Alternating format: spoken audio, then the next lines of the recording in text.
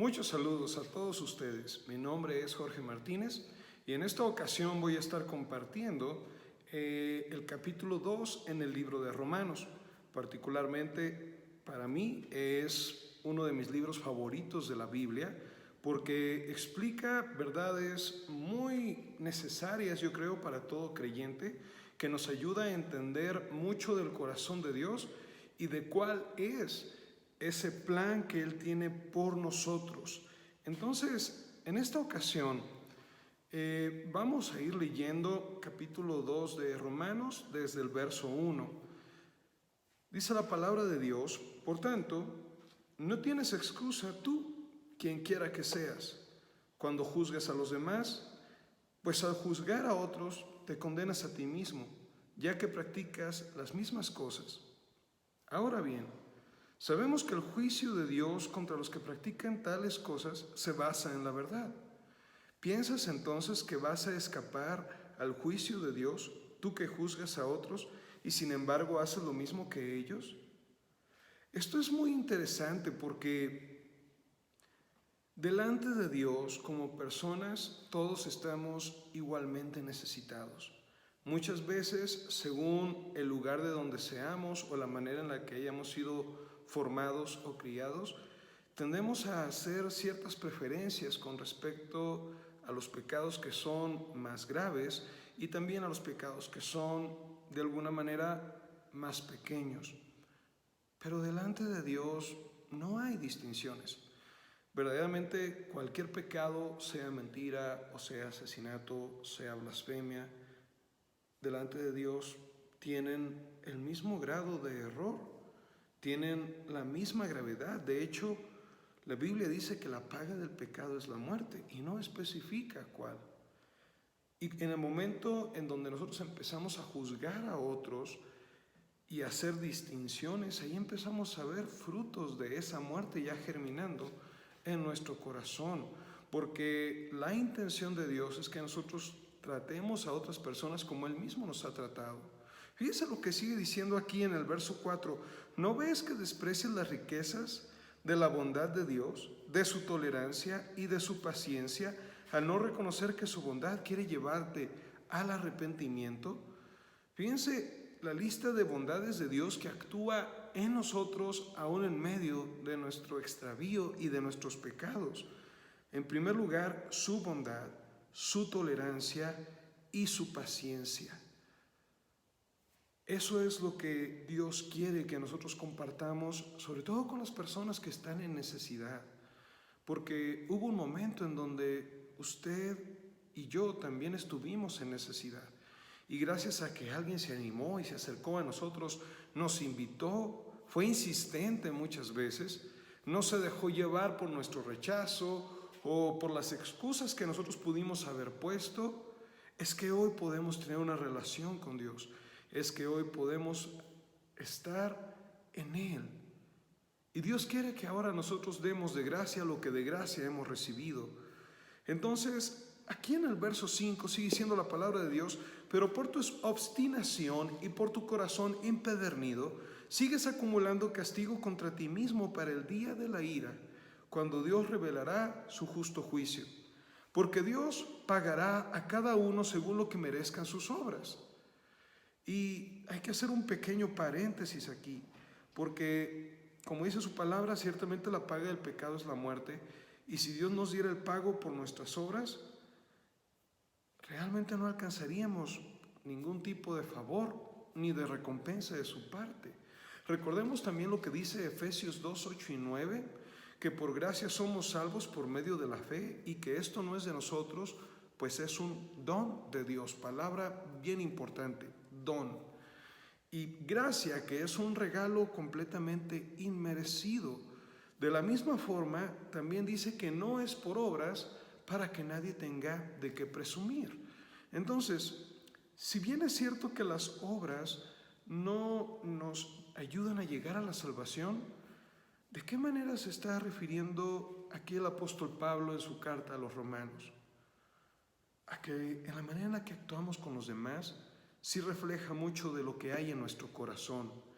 ¿Recuerdan la parábola de los dos deudores en los evangelios?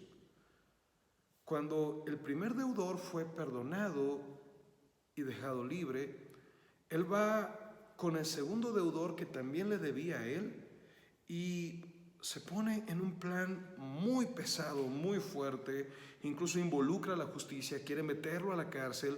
Cuando el rey se entera de esto, le dice: ¿y por qué no trataste a tu deudor como yo te traté a ti? ¿Recuerdan lo que dice el Padre Nuestro cuando dice: perdona nuestras ofensas, así como nosotros también perdonamos a los que nos ofenden? Pues entonces, ese es el corazón que Dios espera que nosotros tengamos hacia los demás. Y aquí está hablando de las consecuencias y del efecto que puede traer en nuestro corazón y en nuestra relación con Dios si es que decidimos tomar una actitud diferente a la que Dios toma con nosotros. No podemos sentirnos por encima de nadie. Por eso dice la palabra de Dios al principio del capítulo que Dios nos ve en la misma necesidad a cada uno. Fíjate bien, aquí dice: Él dará vida eterna a los que perseverando en las buenas obras buscan gloria, honor e inmortalidad. Pero los que por egoísmo rechazan la verdad para aferrarse a la maldad recibirán el gran castigo de Dios. Habrá sufrimiento y angustia para todos los que hacen el mal, los judíos primeramente y también los gentiles.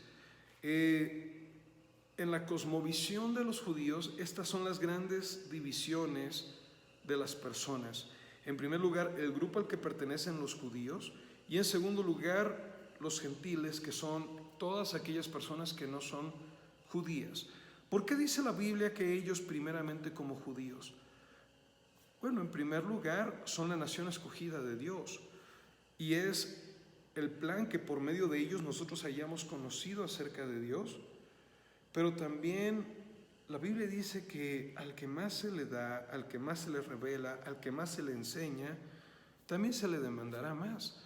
Entonces, siendo ellos los primeros en recibir la revelación de quién es Dios en nuestro padre Abraham, el padre de la fe, que se explica un poco más adelante en estos mismos capítulos de Romanos, pues también Dios considera correcto que ellos sean los primeros en recibir el juicio y el ajuste de cuentas.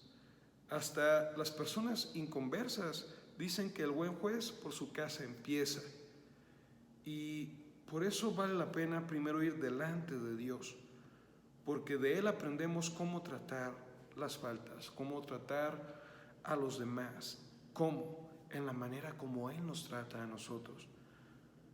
Dios, dice la palabra del Señor, que no hace favoritismos o acepción de personas.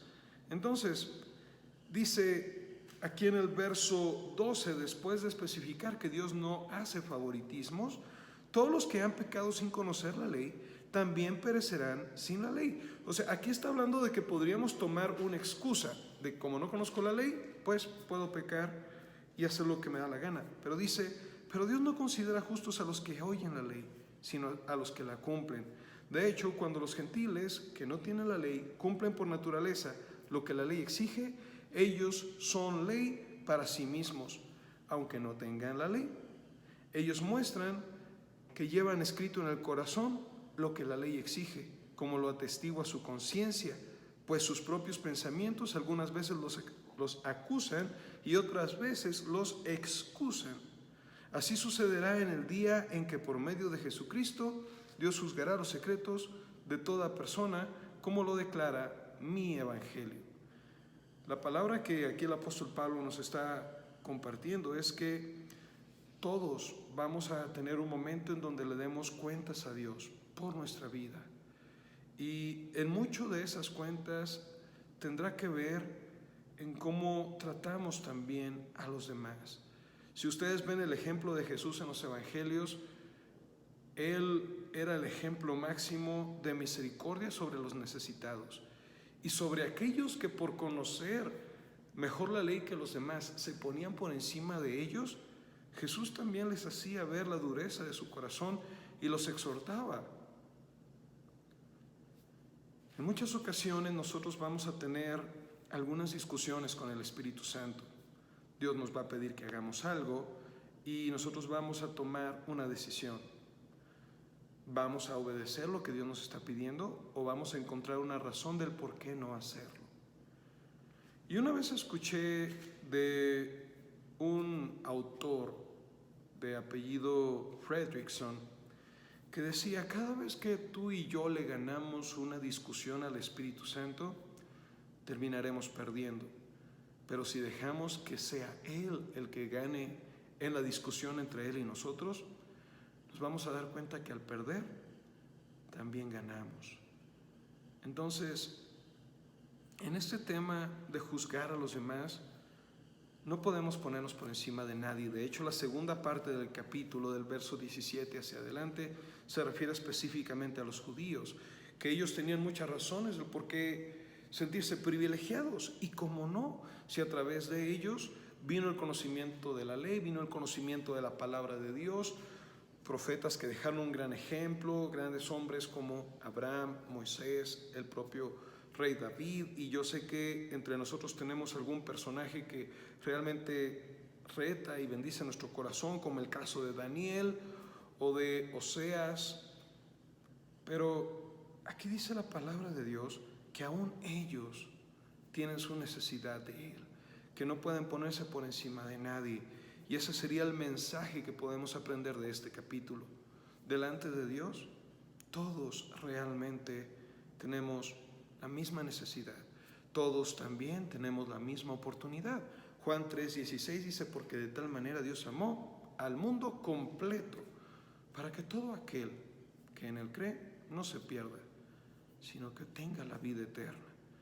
También el apóstol Pedro escribe diciéndonos que la voluntad de Dios no es que ninguno perezca. Por eso, lo que algunos tienen por tardanza, lo que Dios está haciendo es teniendo paciencia.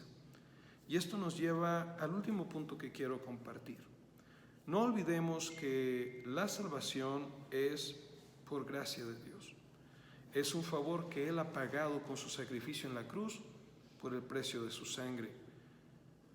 Entonces, nosotros tenemos que aprender también a tener gracia con nuestros semejantes, considerando que en algún tiempo nosotros también estábamos desviados, confundidos. Incluso ahorita que ya conocemos de Dios, que le amamos, que queremos hacer lo mejor para Él, todavía tropezamos, todavía olvidamos, todavía de repente tenemos nuestros momentos de debilidad. Y el Señor Dios no va con nadie a darle el chisme de lo que hacemos o de lo que no hacemos. Dios trata directamente con nosotros. De hecho, Él dice que cuando alguien tiene alguna falta con nosotros, vayamos y lo hagamos en privado. Entonces, hay muchas cosas muy importantes que aprender en este capítulo, pero lo que quiero que llevemos para nuestro beneficio es que lo primero que Dios ve en nuestro corazón, que lo primero que Dios obra es en nuestra salvación, en reconciliación con Él, con la esperanza que de ahí nosotros sepamos cómo tratar con las demás personas, en amor, en paciencia, en bondad, como lo dice su palabra, las riquezas de su corazón. Es un gusto poder tener la oportunidad de compartir con ustedes. Por favor, déjenos en los comentarios qué es lo que ustedes piensan, cómo Dios ha estado tratando esta gran verdad en sus corazones y cómo podemos aplicarla mejor con nuestros semejantes. Les envío un fuerte abrazo. Quiero que sepan que es un gusto para mí participar en este grupo y estoy con la misma disposición que todos ustedes de aprender y de recibir de parte del Señor a través de cada uno. Así que Dios me los bendiga y nos vemos en la próxima oportunidad.